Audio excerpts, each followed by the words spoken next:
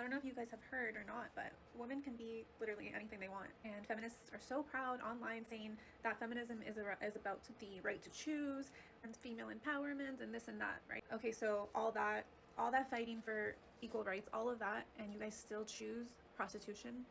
You guys still choose modern day prostitution. It's so crazy to me because if you went to a hooker on the corner and you asked her if she wanted to be in that life, she would not. She would tell you she does not want to be in that life. She would do anything to get out of that life. But you guys are sitting here and you're choosing to be prostitutes. And don't come at me with the whole, oh, you don't know, we need the money, blah, blah, blah. Shut up. No, you're making less than $200 a month on OF. Could easily make more money at McDonald's, but you find that degrading. Most of you wouldn't work at McDonald's because you find that degrading. You're doing it for the attention, not for the money. Let's be real.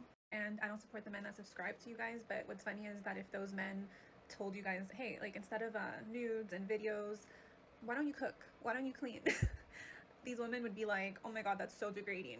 I would actually find it so funny if those men told those women to cook and clean for them rather than sexual content, because those women would be like, no, absolutely not, that's degrading.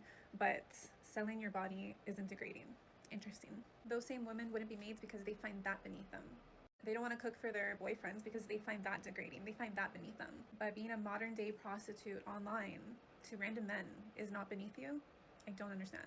So there's a few things that this woman gets right and wrong. For starters, if you ask these women on the corner whether they can choose to be in this life or not, most of them would still say yes, because it's the most amount of money they'll get for the least amount of work. This option to shop has always been available, yet they're still doing it. And why that is because it's a lot of money for easy work, and even if they stick to online only, it's still extra money for stuff they were going to do anyways. What she does get right, yes, they're all doing it for attention and hoping to be the next Sophie Rain. But the main thing that this woman doesn't understand is that women love being degraded, as long as they're the ones doing it and profiting from it. Why do you think they love OF? Because it cuts out a lot of the middlemen. They just don't want to feel like they're reporting to one single man. That's not part of some company structure. That's why they're fine going to Subway, making sandwiches, or Starbucks and making coffee. But if her husband asks, that crosses the line. And I ain't no slave. And the whole ironic thing is, what do you think you are at these companies? My point is, they're fine being degraded, as long as they're the ones doing it. And that's not just with sex work, but with everything. And that's partly why we saw an influx of all these women who claim to be trad, but are doing TikToks wearing form-fitting clothing, where we can see everything shake and jiggle as they're making pies. But you know what we didn't see in all these videos?